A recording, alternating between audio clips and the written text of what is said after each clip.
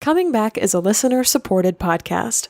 To support the show and get exclusive access to podcast swag, giveaways, private grief hangouts, and more, head on over to patreon.com/ShelbyForsythia. Support the show for as little as $1 per month and change or cancel your support at any time. Thank you so much for listening. Grief Growers, I am also setting sail on the 2019 Bereavement Cruise.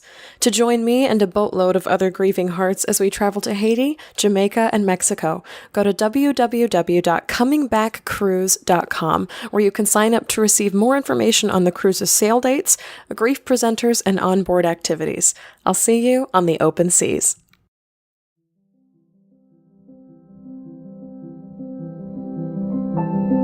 Hi there, and welcome to Coming Back, a podcast about coming back to life after loss. On today's show, I'm talking to Lynda Cheldelin Fell, an empowerment coach, author, and speaker who had a dream about her daughter's death 2 years before she died. Also in the show today, I'm inviting you to my next Google Hangout, where we'll be sharing stories, ideas, and questions on how to survive grief during the holidays. I'm Shelby Forsythia, an intuitive grief guide who speaks, writes, and teaches powerful truths on grief and loss. My mom's death in 2013 set me on the path to becoming a lifelong student of grief, and I use what I learned to equip others with the knowledge to heal and remind them that they are not alone. Because even through grief, we are growing. Let's get started.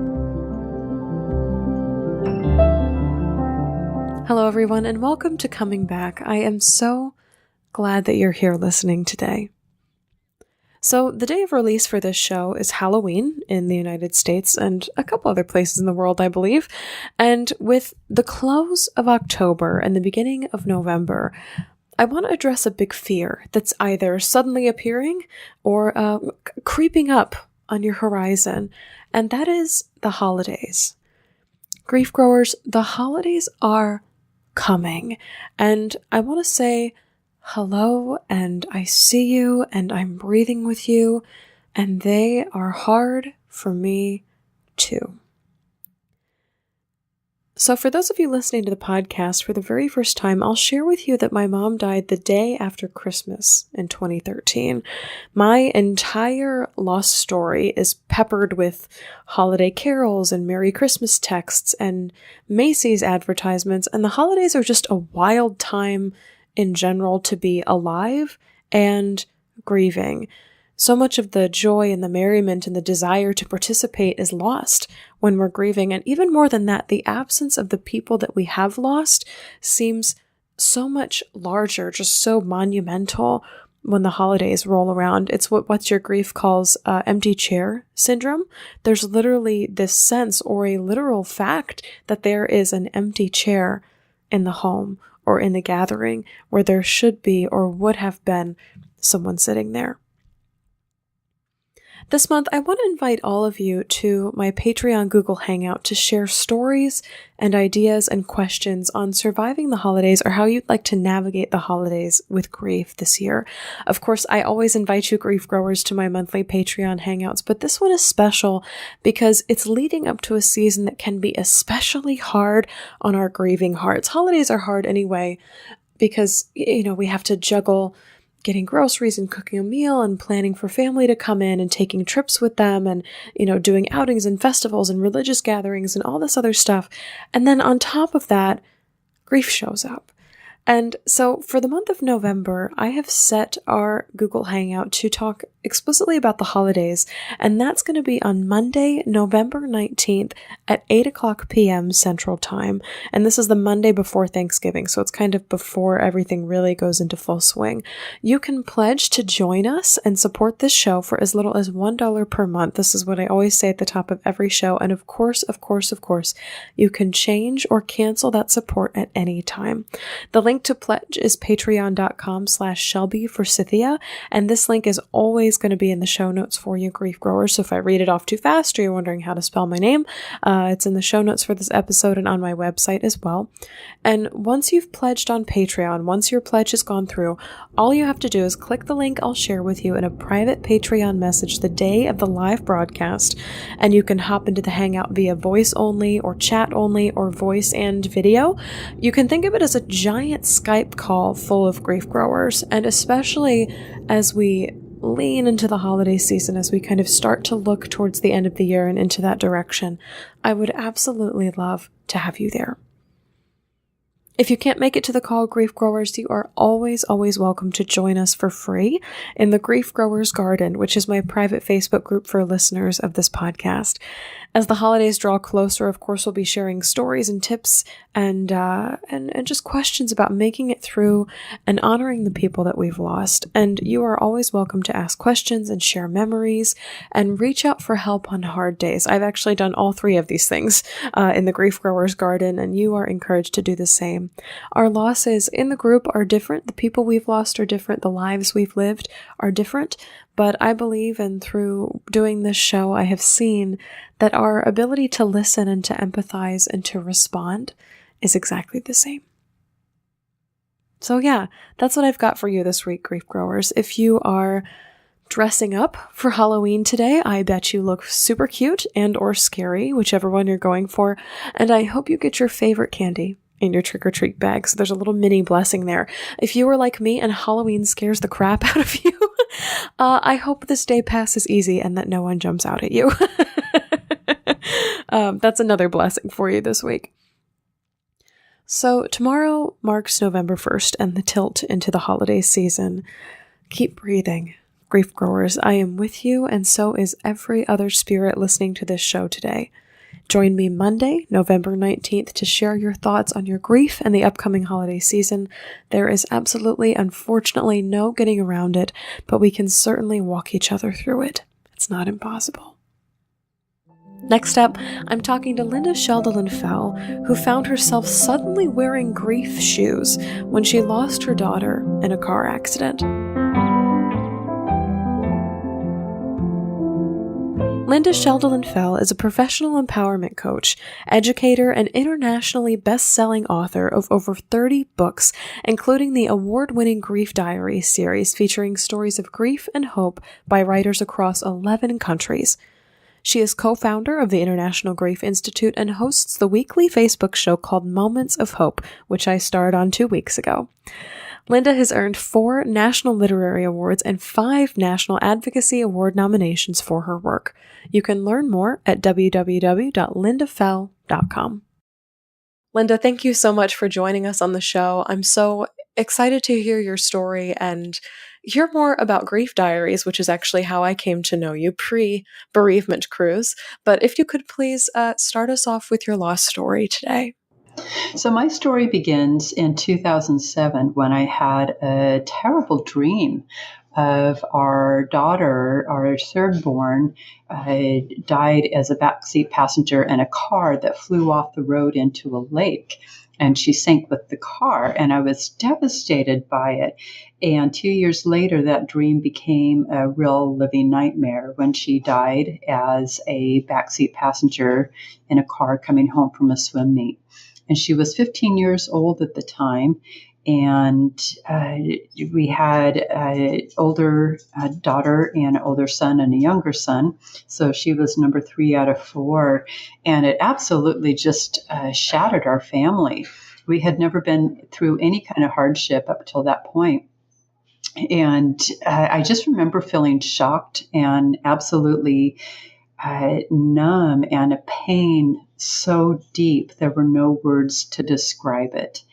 And it felt like a language that you can't teach people. It's something that has to be experienced for the sheer depth of it to be fully understood. And just when I felt like I was finding my footing in life, my husband 46 years old at the time. He really had buried his grief. He was trying to be strong for me and the family, and he just absolutely buried his grief. And as a result, he suffered a disabling stroke. And once again, my world just, it was like the world had pulled the rug out from underneath me a second time. And that is where my grief began, first with losing our daughter and then with my husband's devastating stroke. I'm kind of sitting absorbing this and drawing parallels to my own story because so often I write that, the first good chunk of my life was like idyllic. Everything kind of went well. I was on this linear path and everything was unfolding, quote unquote, like it's supposed to. And then when grief finally did hit, it hit so close to home that everything just blew wide open. That is how grief works. When you have a profound loss, it touches every part of your universe. No part is spared. And I think that is one of the hardest things to wrap your brain around when you haven't faced loss, is that we think of it, like an injury that heals with time. And grief is not something that heals. It is something you learn to, move forward with it in your heart. And you're a changed person. It changes you entirely. And, it's something that is so hard to understand until you find yourself beginning that journey on your own. It's such a tough thing to walk through and experience firsthand. I kind of want to explore your point of grief ripples out and affects everything. And the question that's coming to mind for me right now is, I guess, what area of your life were you most surprised or kind of even annoyed that grief was infiltrating, for lack of better phrasing? I think truthfully, it wasn't even irritation. It was just such profound shock and such profound sadness. And to discover that grief is not merely a loss of, someone you love, but that it absolutely reframes every part of your life. Your whole being changes. The core of your essence changes. That is how deep, grief goes. And so, was there one part where I was most annoyed or irritated at? I think that if I have to put it in that context, I think what surprised me the most was how it changed my relationships. Friends that I had known for a very long time, they fell away. But on the other side of that, I also formed friendships with people that were unexpected. And that's a beautiful collateral blessing that comes from grief. And so the answer to that is losing friendships and relationships that you didn't expect to lose, but then also gaining some that you didn't expect to gain. That's something that I hear quite a bit on Coming Back in terms of the thing that was most surprising, because when grief happens, especially in books and in movies, there's all these pictures of our closest friends all swooping in to our aid. And sometimes an additional layered loss on top of like the biggie, the big loss, is losing a lot of these close friends. And then there are other people that kind of step up, not necessarily into those roles, but as other legs of the table, other support systems for you. But it's unexpected. It's never as whole as it's portrayed in the media as a process. And I think that is sad. I would love for them to do a better job, because on some level it's doing our society a disservice, because we have in the movies, we have this death and you see maybe one or two cuts of the loved ones crying or feeling sad, and then they've moved on. And, so it paints this picture that for those of us that don't find our footing within 1 to 2 cuts, or, 1 to 2 weeks or 1 to 2 months even, that somehow we are, wallowing in our own sadness, or, we like the spotlight that brings us, or it just really leaves such an unfair picture of what grief really does to your whole world. And so I would love to see it more adequately portrayed in the movies, because I think that just does everyone a detriment to what grief really is about. Yeah. That's something I refer to as the curse of moving on in 90 minutes. Not wrong. Yeah. Yeah. That's pretty much how most people think it is. And I think that's partly what inspired me to work in the bereavement field, was because I saw that, and it was so far from reality, so far from the truth, that I thought that if we don't do something about it in this generation, future generations are going to inherit the same myths about grief. And so we have to do something that helps to open that dialogue and educate people that, here's the truth about grief. Here's how it changes your entire world. And for some people, that's not entirely true. If they've had a second degree loss, or the hardest loss they've ever had is a loss that is one that is easily recoverable from, then they might not ever have the same experience that those of us who face a profound loss. Loss of a parent can be shattering. Loss of a child can be shattering. Loss of a spouse can be shattering. A sibling, those are ones that change your whole world. And we certainly don't come back in 90 minutes, and some people never come back at all. Yes, or when we do come back, we are different. We never come back to ourselves how we used to be. We come Right, you're back 2.0. as different people. Oh, yeah. Oh, my gosh, I love that. Oh, it's like software. Yeah. Shelby 2.0, Lynda 2.0. Oh, my gosh, I have never heard that. I've loved that so much. Yeah, it fits, doesn't it? But the truth is that with the 2.0 version, and the reason I say that is I remember early on one of my dearest friends who sat with me quite a bit in the aftermath. She knew our daughter very well. And she said to me, this was very early on after losing our daughter, Allie, and she said to me, I'm waiting for the old Lynda to come back. And I've never forgotten her words, because I wondered, when am I going to come back? Am I ever going to come back? Because at that moment, I was so in my head of pain. I truly had pain brain, where you've got tunnel vision, you've got auditory exclusion. The world was had been robbed of my technicolor. And so I didn't even know would Lynda even come back? And the truth is that over time, as I reassembled the pieces of my shattered world and put them back into something that was functional, I discovered that the new me was actually a much better version of myself. And that's something that I want to plant as a seed in people's hearts, is that don't be afraid of what the future looks like without your loved one, in terms of, will you ever feel unbroken again? Because the new version of yourself that rises from the ashes can actually be beautiful. It's a collateral blessings that come from loss, silver linings that you don't expect from such deep pain.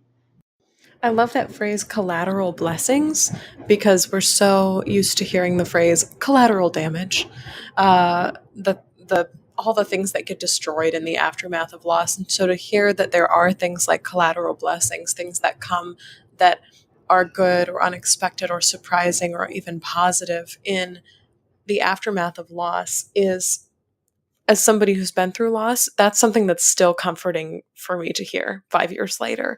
So I hope, grief growers, you're listening to that one this afternoon. I actually want to revisit something that you mentioned earlier about getting involved in bereavement for the sake of future generations. And I kind of want to construct a miniature timeline of your relationship with grief in this moment. I'm wondering how you were raised to perceive, think about, talk about grief, how you interacted with grief pre the loss of your daughter and your husband's stroke, and kind of how grief transformed your relationship with your children in grief, friends in grief, and then how you teach grief going forward. What are you teaching the future generations about grief? Well, I had a very idyllic life up until we lost Allie. And I was one of five kids, a close knit, loving family. And my husband and I had four children. And, my husband is my best friend. And raising our kids, we're very close to him. And so grief was not part of my world. It truly wasn't. And what I didn't know is that it was part of other people's world. And so it made me very uncomfortable. I didn't like going to funerals. I was one of those people who just really didn't know what to do with it, found it very awkward. And when I suddenly found myself wearing grief shoes, it was such a shock. And part of it is back in high school, I did a project on Elizabeth Kubler-Ross about grieving and, death and dying. And Elizabeth Kubler-Ross, of course, is an iconic woman who pioneered many of the foundations of our current beliefs about death and grief. What was interesting is she modeled the 5 stages of grief. And that's what most people know her for. But she had actually modeled that for patients who were dying of a terminal illness. And unfortunately, the media got hold of it and they applied it to the loved ones left behind. And hence it became a model of 5 stages of grief for everyone. And Elizabeth Kubler-Ross herself tried to undo that with the media. And unfortunately, it stuck. And so when we lost Allie, I expected myself to go through 5 neat and tidy stages of grief because that's what I had believed was what happened, and not having experienced it before. And so when I didn't experience grief that way, because my stages were far more than 5 and they were not in order, they were a hot mess. And so I felt like I was failing grief. And now I'm very passionate about helping people to understand that grief is life-changing and it's okay to not be okay. But you will, once again, eventually be okay. And so I give them hope that you're not doing grief wrong, and eventually it won't always feel so raw.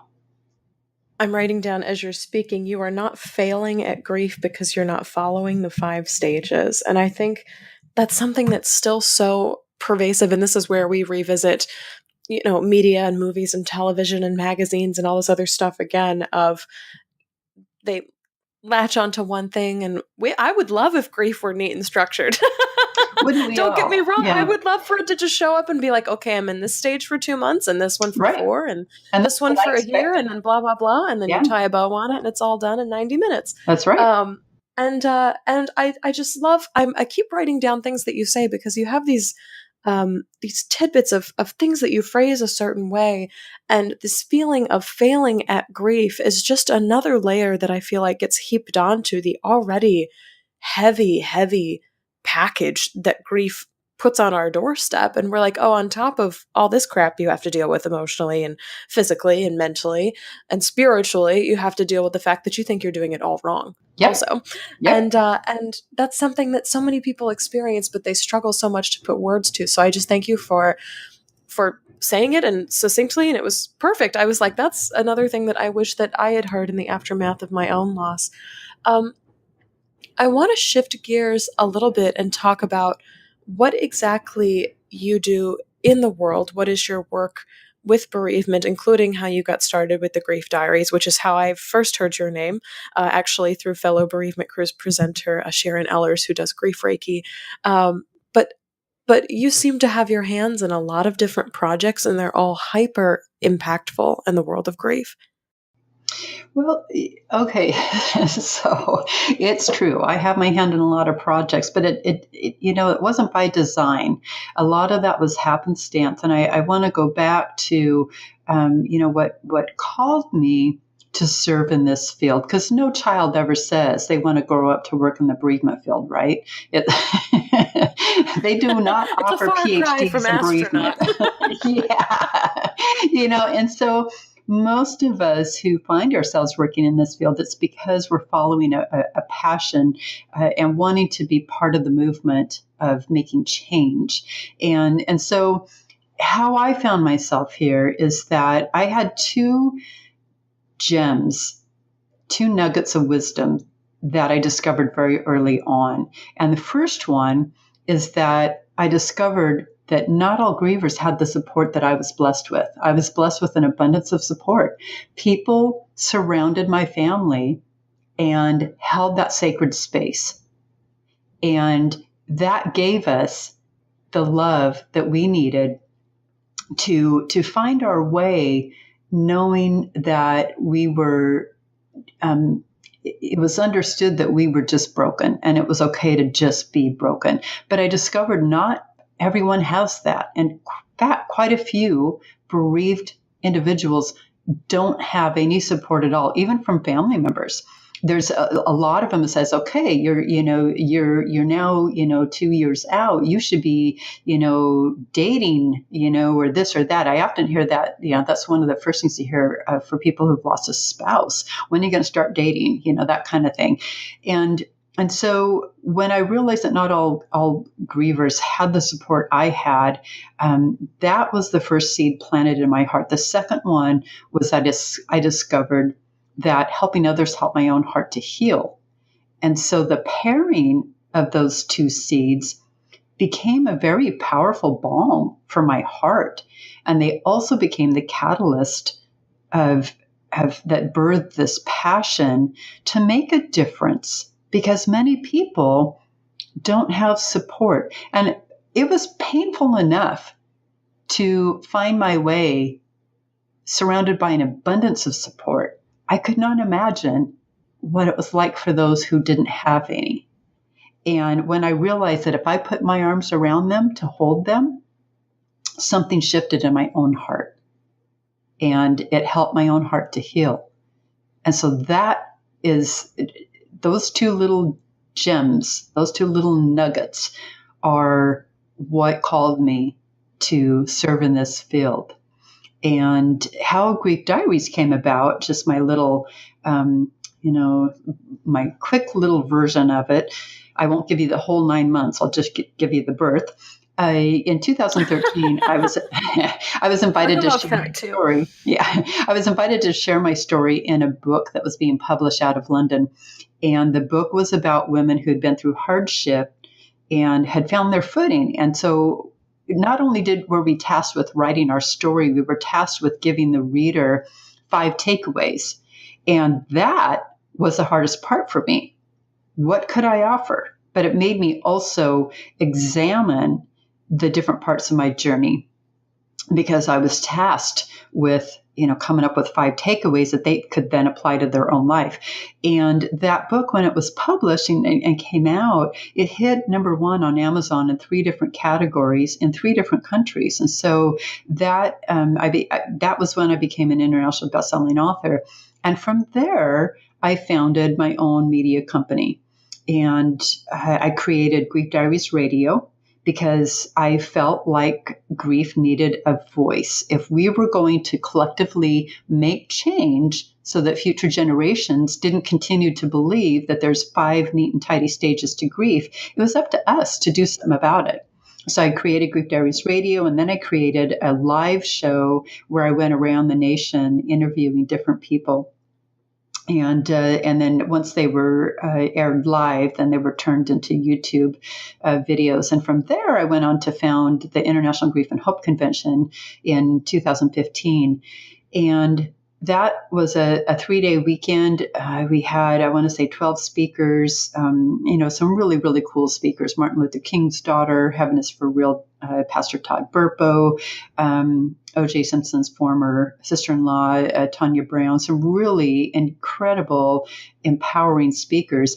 And as my husband and I flew out from there, I thought, what am I going to do with all these stories that I heard? Because, people who were complete strangers came together and discovered commonality through their grief. They would say, I lost my child this day, and I lost my child that same day too. I mean, who would have thought?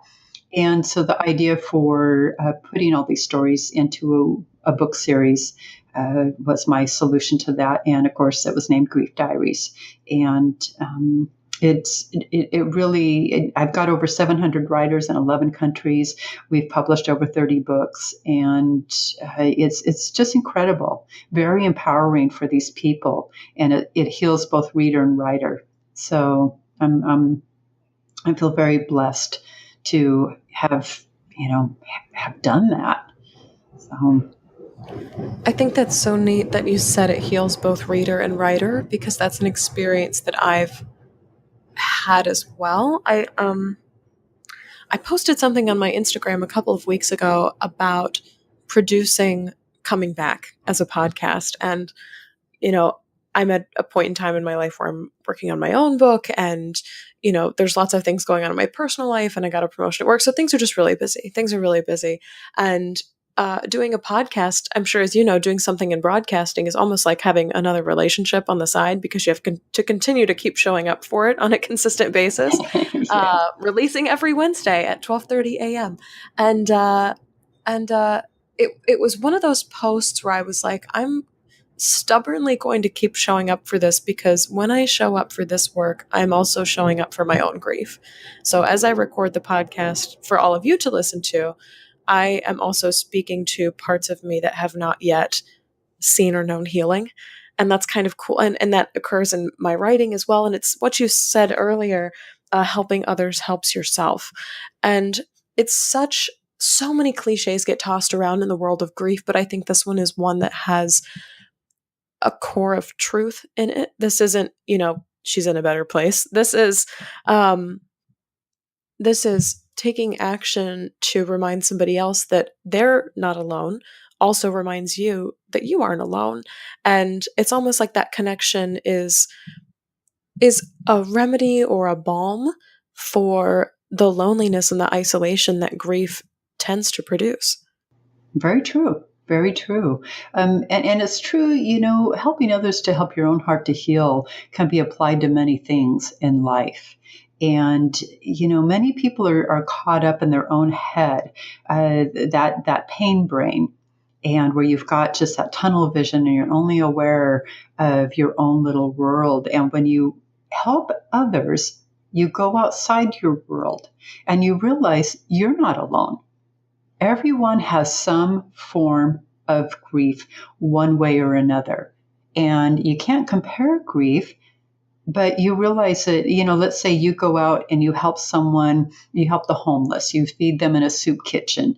You realize that, sure, you have a profound loss and you can't get that person back into your life in a living way ever again. It's, you're now connected through the heart. And, you'd give anything just to, kiss them on the cheek once again or give them a hug. But when you go in and help others, such as, the homeless people, you realize you're not the only one who's suffering. And that helps to remove that sense of isolation. It helps you to feel less alone. And that's pretty empowering. Yeah, I think that's, very well said. There is power in recognizing that you are not alone in this. That you're not the only one suffering. Yeah. Yes. Yep. Yeah. I'm actually reading at the moment. I think I just posted this on my Instagram. I'm talking a lot about my Instagram today. I'm reading right now. I don't know how to pronounce her name. Her name is Sue Klebold or Claybold. She's the mother of Dylan Klebold, who was one of the shooters and one of the victims in the Columbine massacre. I'm reading her memoir at the moment, and she shares this incredible kind of story. It's of the Buddha, but she's talking about once she, entered this whirlwind of, I am the mother of a murderer.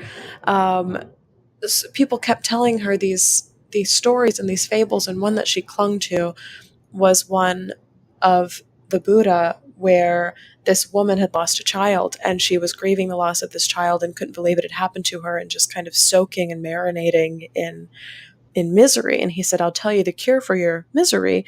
And he said, but first you must go to the homes of 5 different people. You must knock on all the doors you can and collect 5 mustard seeds, but they must all be from the homes of people who have never suffered. And every single door that she knocked on and opened, she said, hi, I'm here collecting mustard seeds. Have you experienced a loss in your life? And she couldn't collect a single one.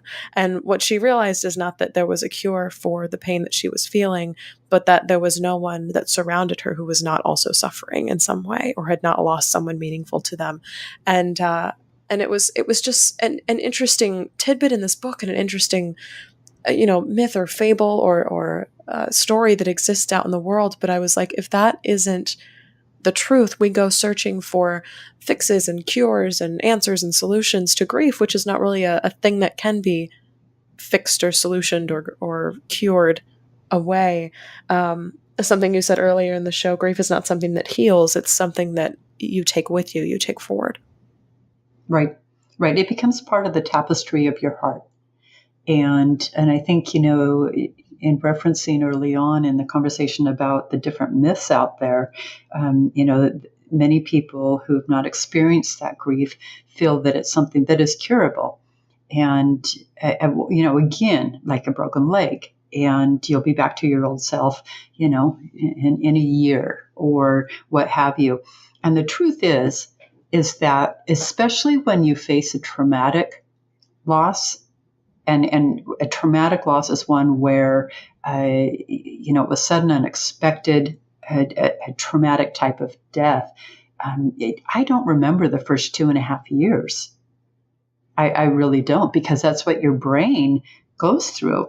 Your brain is flooded with that fight or flight hormones that we all have. But the problem with a traumatic loss is that your brain is flooded with that, not just for a moment as it's designed for, but for, it takes you, you're in fear for quite a while. You're in, shock and such. And so what it does is it numbs other parts of your brain. And that's where you get that tunnel vision, auditory exclusion, and things come back like a strobe light rather than a storyline.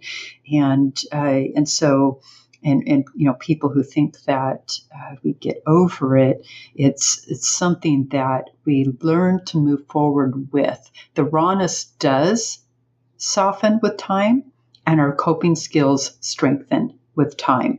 Those are 2 key things to know. And as hard as it is in the beginning, where you at least I remember thinking that my world will never feel right again. My world will never be without this horrible, horrible pain again. But the truth is that down the road, your world can be full of joy and beauty again. But it's not something that we're going to, get over in a year. It takes time to find our way and to find what, that 2.0 version of ourselves, who that person is, and what does life look like.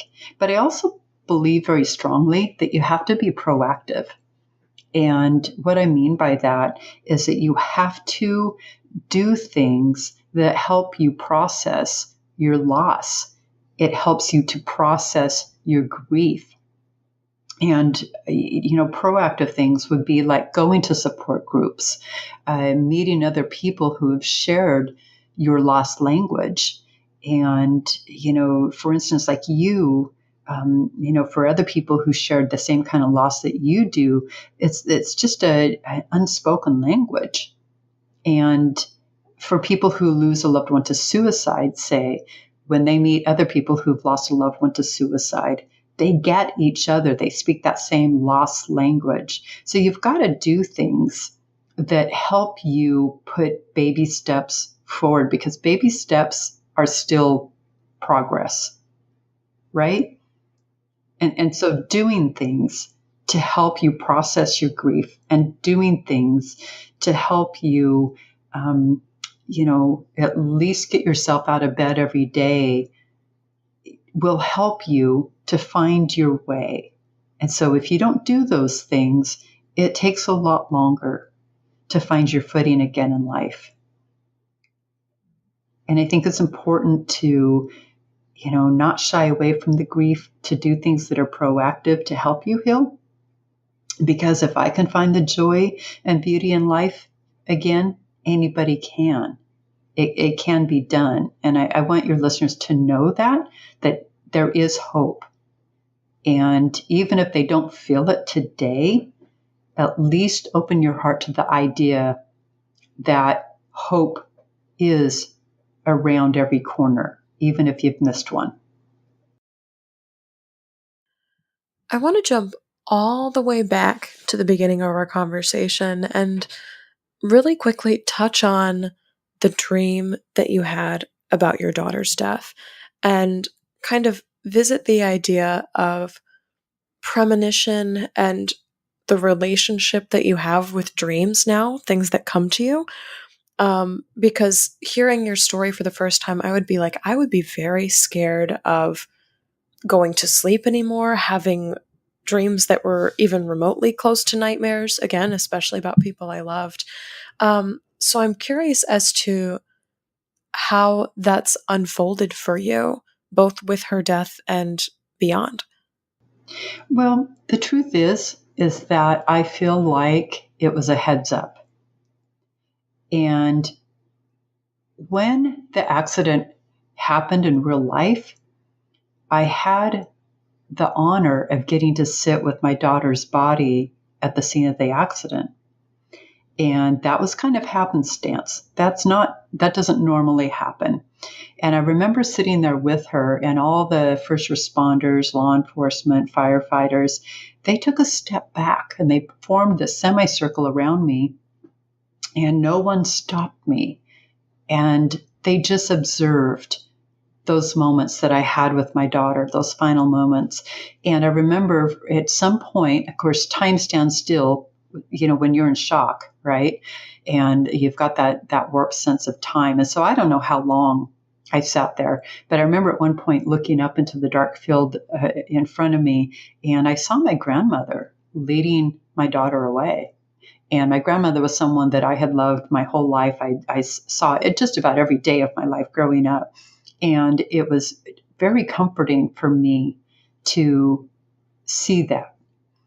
And so in my mind, I'm thinking, okay, between that dream and between this vision of knowing that my grandmother's taken Allie to heaven, that brought me a lot of comfort. And so as scary as that dream was at the time, 2 years before the real accident happened, in looking back, it's brought me comfort that it was a heads up, that this was meant to be. This was the path. And so I do not fear going to bed at night and dreaming. I did fear going to bed at night early on after the accident, because that was when the house became quiet and I was lost in my own thoughts. There was nothing about chores or children or grandchildren to distract me. And that was a horrific time. But in terms of dreams, I've had quite a few dreams of Allie since then. And in every single one, she's reminding me that this is our path and that she is here right beside me. And so they bring me tremendous comfort. And I'm very grateful. That's such a neat transformation and perspective on it. And it just speaks to as well how everyone interprets their experience in their own way. See, for me, something like that would be horrifying, but for you, it was comforting because you had the full scope, and then your grandmother came in, and it was, these people, you have this feeling that this is the path and this is the journey, and so it can provide you with different expectations and different perspective on what dreams are and what they mean to you. I want to move forward into seeing you and being on board with you on the Bereavement Cruise in March. So if you could please enlighten our listeners as to what workshop you'll be teaching on board, as well as maybe a little bit of how you got involved with the cruise in the first place. Well, I'm super excited because I've never been on a cruise. Oh, that And is exciting. and they promise me that I won't sink. My husband's been trying to get me on a cruise for some time. I have a tendency toward seasickness. And so it's like, no, we just fly wherever we need to go. We've been to Costa Rica. He's from Australia, so we've been there, of course, a few times. And, wherever we need to go, we just fly. And so the idea of taking a ship, a boat, was like, no.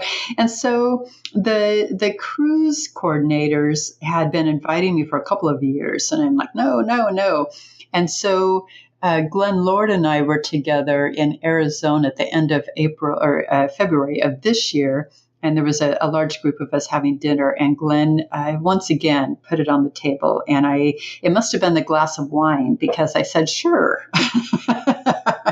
And so, and Linda Finley, who founded this cruise, is an incredible lady. I mean, she, working alongside her, we coordinated an event for the Parkland students down in Florida this last May. She's such a gem of a person. And so, going on this cruise and working alongside her and all the other wonderful speakers, such as yourself, actually is going to be a real treat.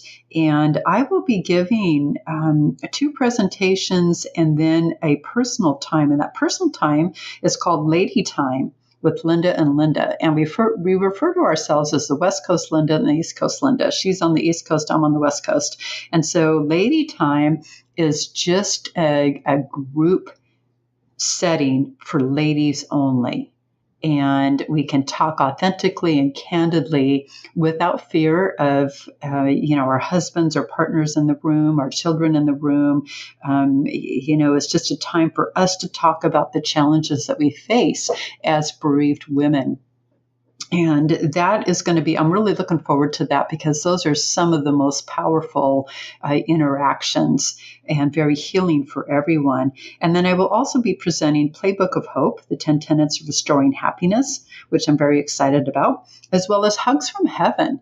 And, interacting with Allie in heaven has been ongoing since the moment she passed. And it's not just me. I have a very large family, and many people in our family have had experiences that are hard for even the naysayers to say, that can't be, that's just a coincidence. And so I'm real excited to help people examine the different ways that our loved ones interact with us from heaven, because it's very healing.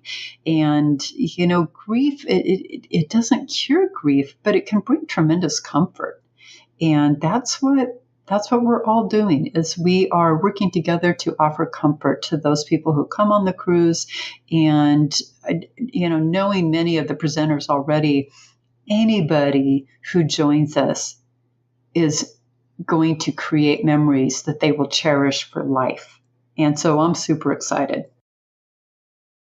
That's such a great collection of items. I'm like, this sounds like a good time. Like, let's do it. Anytime. It will be. It will be. And that's the thing about grief is that, we're going to be doing a lot of laughing. It's not going to be, 7 nights on this 5-star cruise ship where we're going to be sitting and crying. Grief is about experiencing many different emotions, and laughter is a wonderful healing modality in itself.